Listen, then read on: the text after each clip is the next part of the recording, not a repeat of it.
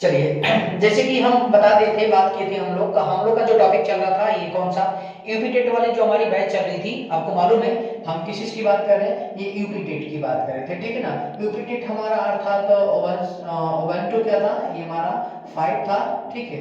और उसके बाद 6 टू क्या था, 8 था। ये दोनों हमारे क्लासेस के लिए एक चैप्टर हमारा जो बहुत इंपॉर्टेंट था, जिसमें मैंने आपको सब्जेक्ट के बारे में बखूबी बताया था, ठीक है। तो सब्जेक्ट हमारा क्या होता है, किस तरीके से काम करता है, इसके बारे में हम लोगों ने जिक्र किया था। आज हम बात करेंगे सेंटेंस का जो हमारा पॉइंट है। तो सेंटेंस में जो हमने बात किया था पार्ट ऑफ में, उसमें हम लोग बात करेंगे प्रेडिकेट की। तो जब भी हम यदि बात करते हैं किस चीज की, यदि प्रेडिकेट की बात करते हैं, किसके बारे में हम लोग बताइए, ये प्रेडिकेट के बारे में, ठीक है ना। तो हम प्रेडिकेट के बारे में बात करते हैं, यहाँ पे हमारे 3 पॉइंट थे। प्रेडिकेट कितने प्रकार के थे बता दीजिए। पहले नंबर पे हमारा क्या था, ये वर्ब था। दूसरे नंबर पे क्या था हमारा, ये ऑब्जेक्ट था। और तीसरे नंबर पे क्या था, ये कंप्लीमेंट था। क्या था, कंप्ली कंप्ली क्या था, कंप्लीमेंट था, ठीक है। तो आज हम ये देखिए, ये थोड़ी सी टॉपिक तो लॉन्ग है, लेकिन आज हम बात किसके बारे में करेंगे, वर्ब के बारे में बात करेंगे। इसके बारे में हम लोग बिल्कुल फुल डिटेल बात करेंगे, ठीक है ना। और वो भी जो हमारा ये टॉपिक है, तो याद रख लीजिएगा हमारा बात करने का जो तरीका है, ये इस टॉपिक के अंतर्गत जिस टॉपिक के बारे में हम एनालिसिस करेंगे, तो ये सिर्फ और सिर्फ किसके बारे में होगा, ये वर्ब के बारे में होगा, ठीक है। सब्जेक्ट में मैंने जितने भी आपके बने थे कि सब्जेक्ट कितने प्रकार के हमारे हो सकते हैं, कितना छोटा कितना बड़ा, मैंने बात किया था। यहाँ पे जब हम वर्ब की बात करेंगे, तो वर्ब में हमको एक बात याद रखना पड़ेगा। जो हमारा ये वर्ब की बात करते हैं, तो वर्ब के बारे में डिफिनीशन क्या होती है, इसकी फाइंड कितने प्रकार के वर्ब होते हैं, उन वर्बों के कितने प्रकार होते हैं, इनके बारे में हम क्या करेंगे, जिक्र करेंगे। उसके बाद हम ऑब्जेक्ट के बारे में और कॉम्प्लीमेंट के बारे में, ठीक है, थोड़ा सा डिटेल हम लोग क्या करते हैं, इसके बारे में जानकारी ले लेते हैं, देखेंगे ध्यान से। अब हम बात करते हैं तीनों में से सिर्फ किसके बारे में, हम प्रेडिकेट के हिस्से से बात करेंगे। प्रेडिकेट में पहले नंबर की जो टॉपिक है, हम बात किस पे करेंगे, हम लोग आज वर्ब पे बात करेंगे। अच्छा, वर्ब किसे कहते हैं, कमेंट करके बिल्कुल कमेंट बॉक्स में हमें बताएं कि वर्ब किसे कहते हैं, ठीक है। तो वर्ब हमारा होता क्या है, वर्ब की हिंदी क्या होती है, वर्ब की हिंदी क्या होती है बता दीजिए। वर्ब की हिंदी होती है क्रिया होती है, क्या होती है, ये क्रिया हमारी होती है, ठीक है। कोई प्रॉब्लम इसमें नहीं ना। तो वर्ब की हिंदी क्या होती है, हमारी क्रिया होती है। अब एक बात आपको याद रखना है, वर्ब किसे कहते हैं, तो आप जानते बिल्कुल short definition, verb is doing word. क्या होता है हमारा, वर्ब इज क्या होता है, डूइंग वर्ड, ठीक है ना। अच्छा, इसे डूइंग वर्ड क्यों कहा जाता है, इसे डूइंग वर्ड क्यों कहा जाता है, इसे डूइंग वर्ड क्यों कहा जा रहा है भाई, इसे डूइंग वर्ड क्यों कहा जा रहा है, जानते हैं, क्योंकि इससे क्या होता है ना, इससे क्या होता है, कार्य, क्या इससे कार्य करने का क्या होता है, कार्य करने का क्या होता है, इसे बोध होता है, क्या होता है, बोध होता है, ठीक है। अब जैसे मान लीजिए यदि मैं यहाँ पे कह दूं, यदि मैं गो को कर दूं, तो गो की हिंदी क्या होती है, जाना। भाई पढ़ाना ले लो, हम यहाँ पे कहते हैं रीड, पढ़ाना, ठीक है ना। तो यहाँ पे क्या हो जाएगा, R E A D, read, ठीक। ये रीड मतलब क्या होता है, पढ़ा, वैसे तो रीड का मतलब पढ़ाना हो गया ना यहाँ पे। तो आप हम इसके हम सही मीनिंग पे नहीं जा रहे, याद रख लीजिएगा। क्योंकि यदि हम रीड की बात करते हैं तो हिंदी होगी पढ़ाता है, इस तरीके से हो जाएगा। रीड्स की बात करते हैं तो पढ़ाता है होगा, ठीक है। तो प्रोनाउंसिएशन को थोड़ा सा हम लोग साइड में रखते हैं, ठीक है। और यहाँ पे तो कहने का मतलब क्या है ना, कि जिस शब्द से कार्य करने का होना या क्या करना पाया जाता है, तो बोध हो रही रहा है ना। जैसे वो मतलब जाना, तो जाना का मतलब क्या है, कि भाई एक स्थान से दूसरे स्थान तक जाना, यही हमारा क्रिया हो गया कि नहीं हो गया। जैसे मैं पढ़ा रहा हूँ, तो अब हम लोगों ने पार्ट ऑफ सेंटेंस की बात की, यूपीटेट की बात की कि 1 से 5 है और 6 से 8 वाली बात है। फिर उधर हमने प्रेडिकेट की, क्योंकि मैंने सब्जेक्ट की बात कर रखी थी, ठीक है। और सब्जेक्ट में हमने बात किया था भैया, तो यहाँ पे हम उसमें से कौन से टॉपिक को बात करना है, वर्ब के ऊपर बात करना है। मैंने वर्ब के ऊपर क्या किया, यहाँ पे बात किया। वर्ब हमारा क्या, वर्ब की हिंदी क्या होती है, क्रिया होती है, ठीक है। तो ये सारी जो चीजें होती है, ये कार्य करने के अंतर्गत ही तो आ रहे हैं ना, तो याद रखेंगे, ठीक है ना। तो वर्ब नीचे क्या होता है हमारा, ये डूइंग वर्ब, मैं इसे हटा देना चाह रहा हूँ, ठीक है। अब उसके बाद हम इसमें बात करेंगे, तो वर्ब हमारे फाइनली 2 प्रकार के होते हैं। पहला हमारा क्या होता है, फाइनाइट, क्या होता है, ये फाइनाइट वर्ब होता है, ठीक है ना। और दूसरे नंबर का क्या होता है, ये नॉन फाइनाइट, क्या होता है, ये नॉन फाइनाइट, ठीक है। तो ये पॉइंट थोड़ा सा याद रखेंगे, फाइनाइट वर्ब किसे कहते हैं और नॉन फाइनाइट वर्ब किसे कहते हैं, इन दोनों में अंतर है, ठीक है। तो फाइनाइट का मतलब होता है कि एक ऐसी क्रिया, ठीक है ना, आप समझिएगा ध्यान से, एक ऐसी क्रिया जो करता, यहाँ पे कह सकते हैं ना, ये प्रभावित होती है, किससे होती है, प्रभावित, भावित, क्या होती है, प्रभावित होती है, किससे बता दीजिए, 2 चीजों से, क्या होती है, प्रभावित, अफेक्टेड होती है हमारी किसी से, तो तो याद रख लीजिएगा किसी से। तो एक तो पहले हमारा जो प्रभावित होता है वो सब्जेक्ट से होता है। किससे होता है? सब्जेक्ट से। किस तो सब्जेक्ट हो। उसके बाद किससे होता है हमारा? ये टेंस से। क्या होता है? ये टेंस से। ठीक है, कर्ता और काल दोनों से प्रभावित होता है। और ये क्या होता है? प्रभावित नहीं होती है। क्या होती है? प्रभावित क्या? प्रभावित नहीं होती है। ठीक है, नहीं होती है। मैं डायरेक्ट इसलिए लिख दे रहा हूं आपको साफ शब्दों में, ताकि आपको पता चला करे कि प्रभावित होने का, न प्रभावित होने का काम क्या है। जैसे यहाँ पे नॉन फाइनाइट है, तो ये नॉन फाइनाइट का ऐसा प्रयोग होगा ना, अभी मैं आपको बता रहा हूं, जो तीनों टेंस को लेकर चला जाएगा।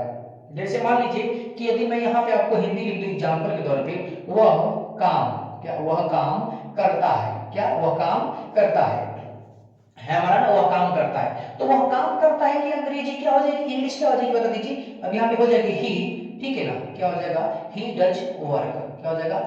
He does work. ये हमारा पॉइंट हो गया। ठीक है ना, क्योंकि वह काम करता। अब यहाँ पे जो देखिए ये क्रिया हमारी है, डज जो क्रिया है इस कर्ता से भी प्रभावित है। ठीक है, और डज का, डज हमारा क्या है? ये टेंस को भी प्रभावित कर रही है। क्यों? क्योंकि हम जानते हैं कि ता है, ती है, ते है किस में आते हैं। आप बता दो यहाँ पे, ये हमारा जो समाप्ति है ता है, ती है, यहाँ आते हैं। तो क्या होता है? ये प्रेजेंट इंडेफिनिट टेंस होता है। ठीक है, ये बात आप जानते ही हैं। ठीक है ना, तो जब आप इस बात को जानते हैं अच्छी तरीके से कि प्रेजेंट इंडेफिनिट टेंस है, तो यह क्रिया कैसे हो जाएगी? ये कर्ता को भी प्रभावित कर रही है और क्या काल को भी प्रभावित कर रही है। ठीक है, तो ये जो डच क्रिया है ना, कैसी क्रिया हो जाएगी? ये फाइनाइट वर्ब हो जाएगी। ठीक है, अब इसका जो फिक्स है, जैसे डच का फिक्स है, अब डच का जो एस और एस का जो प्रयोग होता है, आपको मालूम है कि ये सिर्फ और सिर्फ प्रेजेंट इंडेफिनिट टेंस में होता है।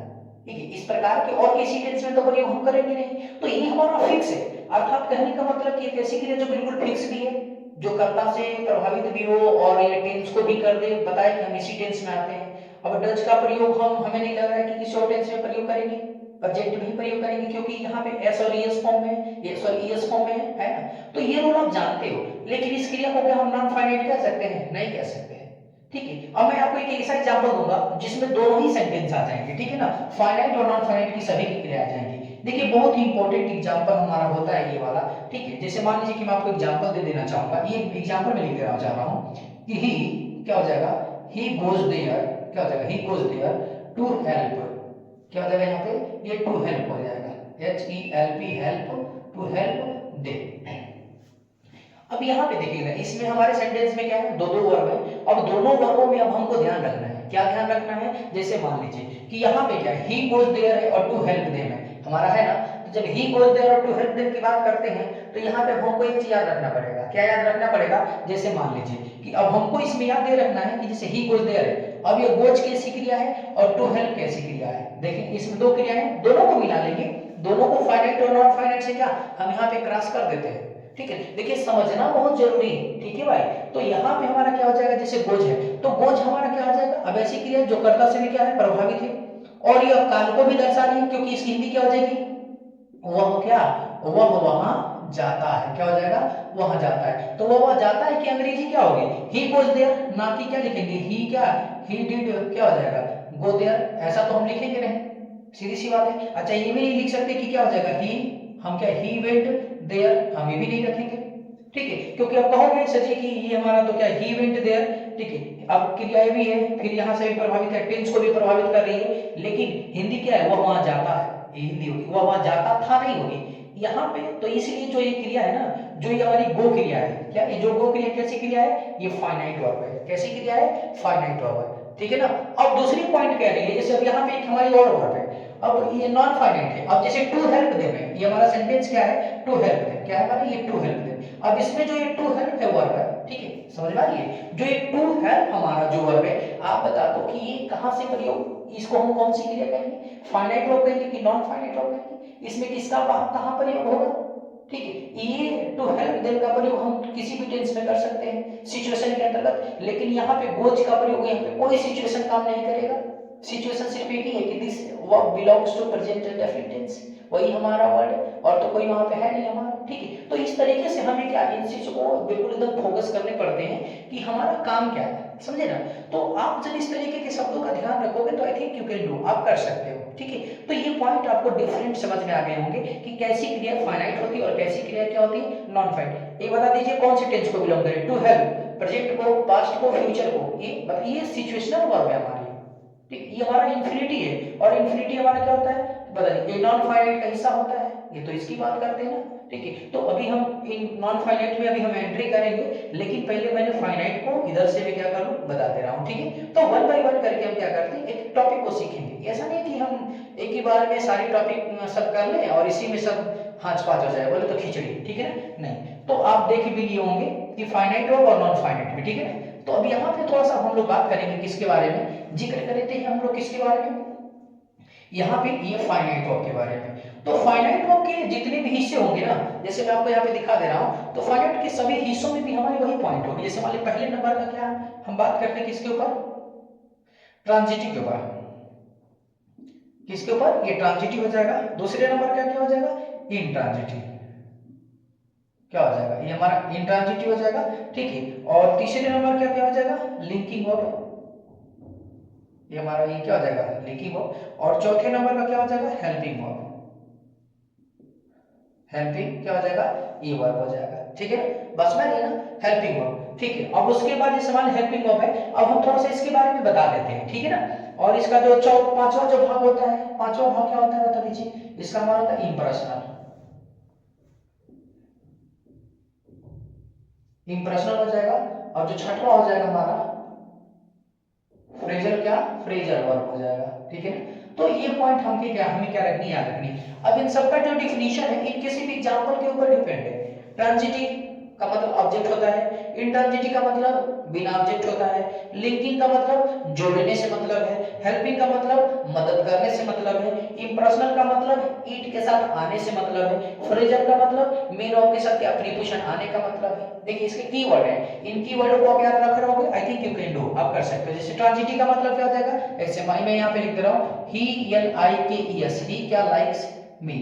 अब देखो ये हमारी जो कैसी क्रिया बता दीजिए, ये ट्रांजिटिव वर्ब है, कैसी क्रिया है, ट्रांजिटिव वर्ब है। मैं छोटा सा आपको एग्जांपल देके बता दे रहा हूँ, क्यों, क्योंकि यह ट्रांजिटिव वर्ब इसलिए है क्योंकि इसके साथ क्या, इस क्रिया के लिए ऑब्जेक्ट आया है ना, ऑब्जेक्ट। अब मी यहाँ पे क्या बता दीजिए, ये हमारा मी क्या है, हमारा ऑब्जेक्ट है। यदि ऑब्जेक्ट होगा तो कन्फर्म है इसमें जो आने वाली क्रिया होगी वो कैसा होगा, ट्रांजिटिव वर्ब होगा, ठीक है। इसी चीज को मैं बना रहा हूँ, जैसे मान लो मैं कह रहा हूँ ही लाइक्स, क्या कर ले हम लोग, ही लाइक्स। अब यहाँ पे कैसी क्रिया बताइए, यही वाली लाइक्स क्रिया कैसी क्रिया हो जाएगी बता दीजिए, यही वाली लाइक्स इंट्रांजिटिव हो जाएगी, क्यों, क्योंकि इस क्रिया के लिए हमारा कोई ऑब्जेक्ट है नहीं है, तो ऑब्जेक्ट के ऊपर ही डिपेंड है। तो इसमें दोनों में डिफरेंट क्या है, ट्रांजिटिव वर्ब और इंट्रांजिटिव में हमारा यही डिफरेंट है, ठीक है, कि क्रिया का ऑब्जेक्ट, क्रिया का ट्रांजिटिव और इंट्रांजिटिव होना किसके ऊपर डिपेंड है, ऑब्जेक्ट। यदि ऑब्जेक्ट है तो ट्रांजिटिव और ऑब्जेक्ट नहीं है तो इंट्रांजिटिव, सीधी सी बात है, कोई प्रॉब्लम इसमें। अगले पॉइंट हम बात करेंगे लिंकिंग। कोई दिक्कत बहुत ज्यादा तो तेजी में नहीं हो रही होगी, आई थिंक आप समझ भी रहे होंगे, ठीक है ना।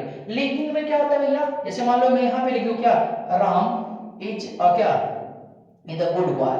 थोड़ा सा हमें इस बात को ध्यान रखना पड़ेगा, जैसे मान लिया मैंने Ram is a good boy लिख दिया, तो अब हमको याद रखना पड़ेगा, अच्छा राम देखो ध्यान से कैसे इज हमारी ये क्या हो जाएगी, लिंकिंग हो जाएगी, ठीक है। अच्छा एक और मैं एग्जांपल इसी में लिख दे रहा हूं, जैसे मैं यहाँ पे लिख दूं क्या, राम इज क्या हो जाएगा, ऐसे गोइंग टू, इधर क्या हो जाएगा हमारा ये मार्केट, क्या हो जाएगा, मार्केट, ठीक है ना।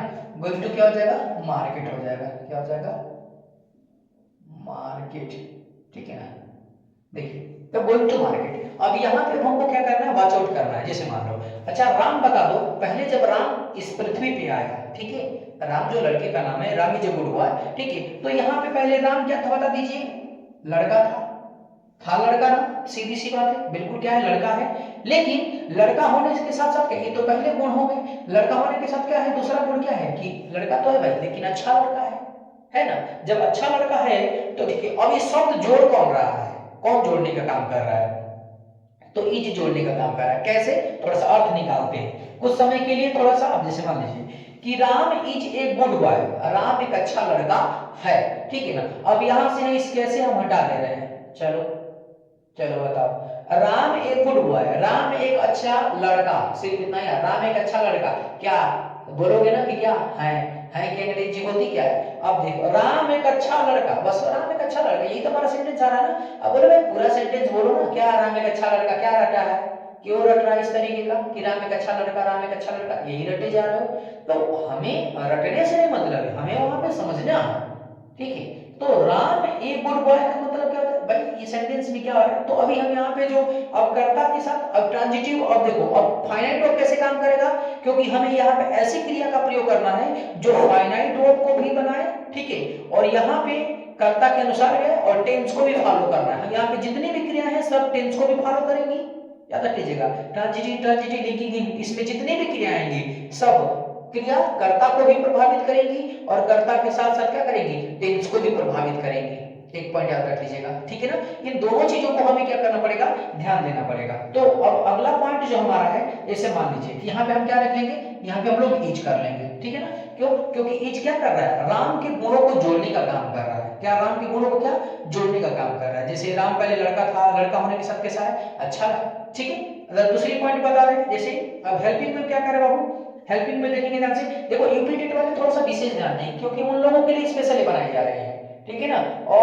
और भी अन्य भी हमारे एग्जाम में काम आ जाते हैं, ऐसा नहीं है, लेकिन यूपीटेट के लिए चाहे यूपीटेट हो चाहे वो आपका जीटेट हो, कहीं के भी यूपीटेट 1 2 प्राइमरी वाले होते हैं, ठीक है ना। उसमें पार्ट ऑफ सेंटेंस हमारे जहां जहां भी पार्ट ऑफ सेंटेंस आते हैं, जिस भी एग्जाम में आते हैं, ठीक है ना, वेरियस एग्जाम में पूछे जाते हैं, तो वेरियस एग्जाम में आपके लिए काम करेंगे। और ये वर्ब वाला चैप्टर है, ये बहुत ही इंपॉर्टेंट है, ठीक है।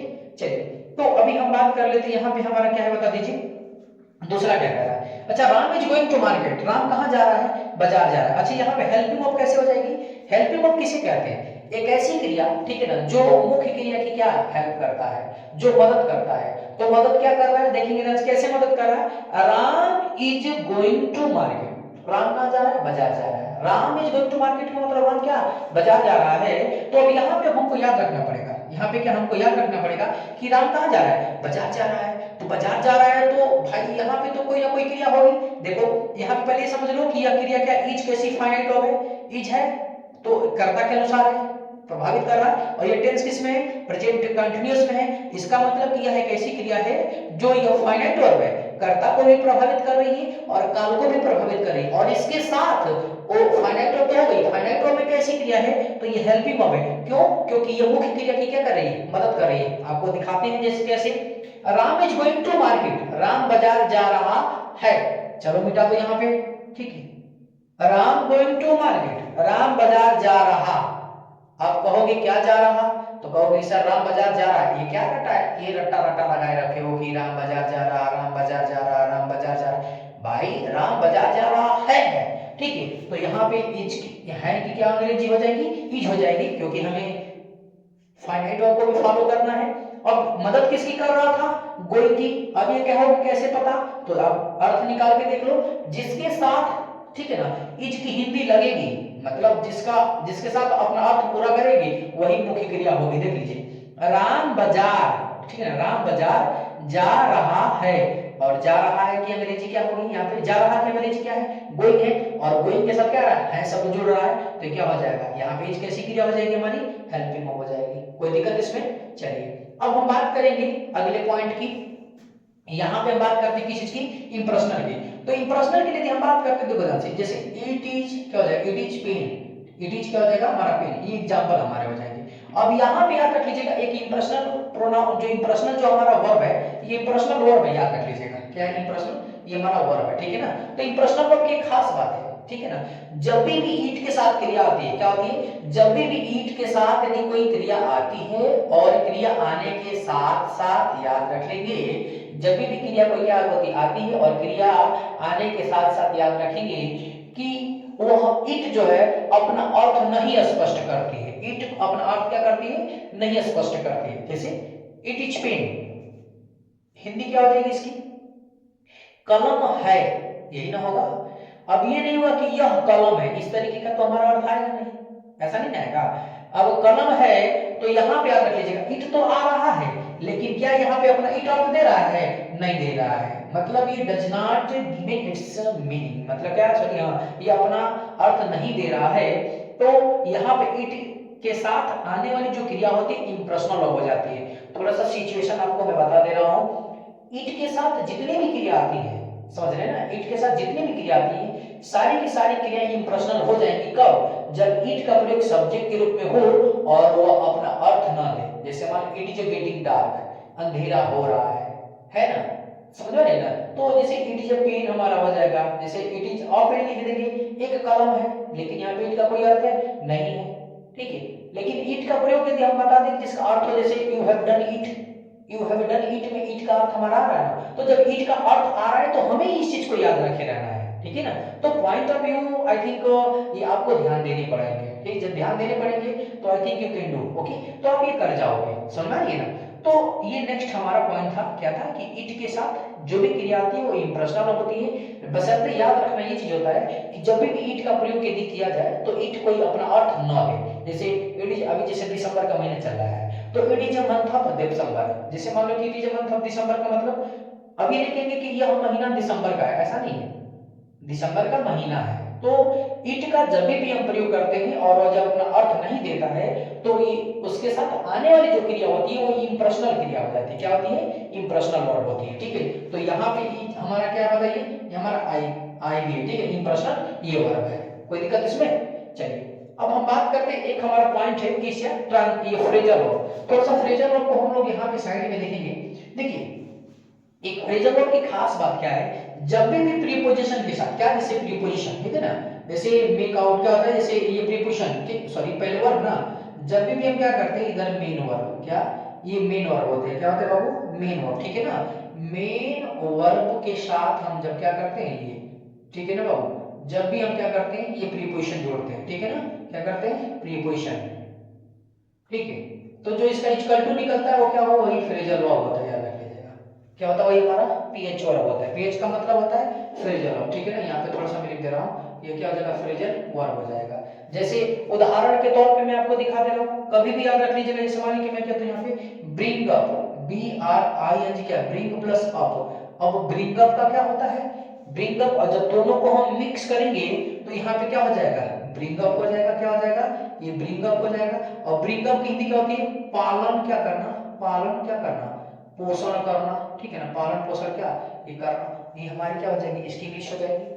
लेकिन थोड़ा सा मैं आपको और भी बता दे रहा हूँ, यहाँ पे भी ध्यान देखेंगे। जैसे मान लीजिए अभी फ्रेजल वर्ब की एग्जांपल देखिए, फ्रेजल वर्ब का एग्जांपल देखिए, जैसे मान लीजिए मैं कह दूं द मेक, क्या, मेक प्लस आउट, क्या, अच्छा मेक मतलब क्या होता है, बनाना होता है ना, मेक मतलब क्या होता है, इसका होती है बनाना, ठीक है। आउट मतलब क्या होता है, बाहर, ठीक है। तो मेक आउट का मतलब क्या होता है, बाहर बनाना नहीं, मेक आउट की जो हिंदी होती है जब इसको हम इंक्लूड करेंगे, क्या, मेक और किस में, आउट में, तो मेक आउट की हिंदी क्या होती है बाबू, बता दीजिए, समझाना, क्या होता है, समझाना, क्या होता है, समझाना, समझ रहे हो, समझाना। जैसे मैं आप लोगों को क्या कर रहा हूँ, पढ़ा रहा हूँ तो समझा ही रहा हूँ ना, तो मेक आउट कर रहा हूँ, क्या कर रहा हूँ, मेक आउट, आपको समझा ही तो रहा हूँ ना। जैसे मान लो फिर एक सौ और लेते हैं, जैसे मान लीजिए, जैसे यहाँ पे लेते हैं, जैसे यहाँ पे कम बैक, क्या होता है, कम बैक, कम और क्या, कम बैक, तो कम बैक का मतलब कम हमारा हो जाएगा, बैक हमारा प्रीपोजिशन हो जाएगा। अच्छा कम बैक का मतलब क्या होता है, वापस आना होता है ना, ये हमारा वापस आना होता है ना, कम बैक हमारा वापस आना हो जाएगा। अच्छा ये देखो एक और अच्छा, बैकअप मतलब देखो, बैक प्लस अप, ठीक है ना। तो बैकअप की हिंदी क्या होती है, समर्थन करना, नहीं बोलते, जैसे मोबाइल हमारा क्या होता है, मैं आपको थोड़ा सा सीन दिखा दे रहा हूँ, जब कभी भी हमारे जैसे मोबाइल क्या होता है, जैसे रीसेट करते हैं या चाहे तो थोड़ा सा बैकअप करते कि नहीं, क्या करते हैं, बैकअप। तो बैकअप का मतलब क्या होता है, समर्थन देना, साफ शब्दों में कहो कि सहयोग करना, ठीक है। तो ये पॉइंट कब क्या रख रहोगे, याद रखे रहोगे। देखो ध्यान से, मैंने आप लोगों को इसमें बहुत ज्यादा एक्सप्लेन, बहुत बड़ी वीडियो नहीं बनाया, बस आपको इतना बस बता दिया गया है इसके जो ये की फैक्ट है, ठीक है ना, जो इसके की फैक्ट है, तो आपको इन सारी की फैक्टों के बारे में आपको बता दी, इसलिए ताकि आपको किसी प्रकार का कोई प्रॉब्लम ना हो। तो भाई आई थिंक आप लोगों को ये जिस भी जो भी भाई देख रहे हैं, ठीक है ना, जो भी भाई हमारे बंधु देख रहे हैं, तो प्लीज आप इन सब चीजों को बिल्कुल बारीक से देखा करिए। आप कोई भी क्वेश्चन यदि नहीं समझ में आता है तो आप हम लोगों से क्वेश्चन कर लिया करिए, ठीक है ना, क्योंकि देखिए जब आप क्वेश्चन करेंगे तो कमेंट बॉक्स में तो कंफर्म है कि आपके प्रश्नों के जवाब दिए जाएंगे, इसलिए ताकि आपको पता चले कि क्या आप समझ रहे हो क्या नहीं समझ रहे हो, ठीक है। वैसे तो हम लोग अपना बिल्कुल बेहतरीन करते हैं आप लोगों को क्या करने के लिए, समझाने के लिए, ठीक है। कोई प्रॉब्लम इसमें तो याद रखे रहेंगे, ठीक है।